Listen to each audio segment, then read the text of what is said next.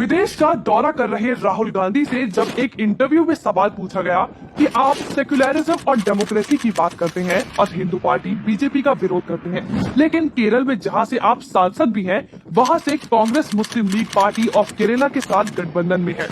यानी कि विदेशी पत्रकार ने राहुल और कांग्रेस की दोगलेपन को ही एक्सपोज कर दिया। इस पर राहुल गांधी ने बिना आंख झपके जवाब दिया कि मुस्लिम लीग पूरी तरह से सेक्युलर पार्टी है, मुस्लिम लीग में नॉन सेक्युलर जैसी कोई चीज नहीं है। Says you talked about secularism and democracy while opposing the Hindu party BJP. However, Congress in Kerala has been in alliance with the Muslim party, Muslim League in Kerala, the state from which you were MP for more than, the state you are the MP for more than 70 years. Muslim League is a completely secular party. Right. There's nothing non-secular about the Muslim League. Muslim League is a completely secular party. Right. There's nothing non-secular about the Muslim League. ये एक बयान गवाही देता है कि राहुल गांधी को कितना इतिहास पता है, या फिर वो वाकई अंजाम है तो फिर वो पीएम तो क्या सांसद बनने लायक भी नहीं। मुस्लिम लीग का इतिहास। अगर आप भी शहजादे राहुल की तरह जिन्ना की मुस्लिम लीग और केरल की मुस्लिम लीग को अलग मानते हैं तो आप बिल्कुल गलत हैं।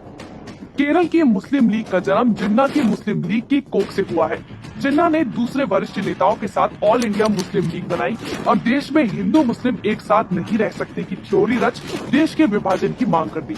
इसी के चलते देश का बंटवारा धर्म के आधार पर हुआ, जिसके बाद जिन्ना के ही दो साथी जो भारत में ही रह गए, उन्होंने इंडियन यूनियन मुस्लिम लीग का गठन किया, यानी कि जिन्ना की मुस्लिम लीग को फिर से जिंदा कर दिया। 1948 में बनी इस पार्टी में आज तक कोई नॉन मुस्लिम अध्यक्ष नहीं बना। ऐसी पार्टी भला कैसे सेक्युलर या धर्मनिरपेक्ष हो सकती है? लेकिन राहुल को अंतर्राष्ट्रीय मंच से ये झूठ बोलने में एक सेकंड नहीं लगा। मुस्लिम लीग के कारनामे।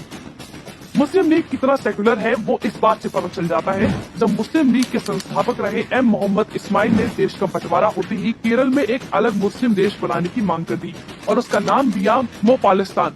लेकिन ये सपना परवान नहीं चढ़ पाया। लेकिन एम इस्माइल द्वारा बनाई गई ये पार्टी राहुल गांधी को सेक्युलर नजर आती है, जब उन्होंने 2016 में ही केंद्र सरकार को कहा था कि शरिया लॉ का विरोध कर यूनिफॉर्म सिविल कोड की बात करना हिमालयन ब्लंडर है। यही नहीं, हिंदुओं के लिए हिंदू कोड बिल लाने वाले नेहरू से एम इस्माइल ने वादा लिया कि मुस्लिम पर्सनल लॉ बोर्ड से कोई छेड़छाड़ नहीं की जाए। इंडियन यूनियन मुस्लिम लीग यानी IUML ने ही शाहबानो केस में सबसे पहले सुप्रीम कोर्ट के फैसले का विरोध किया और अल्पसंख्यक बहनों के हक को पैरों तले कुचल दिया।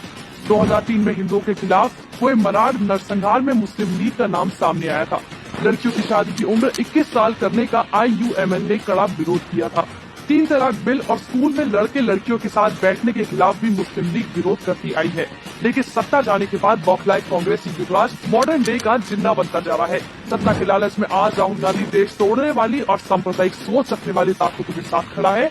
अगर मुस्लिम लीग सेक्युलर है तो हाफिज सईद शांति का दूत है, तालिबान औरतों की इज्जत और सम्मान देता है और पाकिस्तान शांति प्रिय देश है।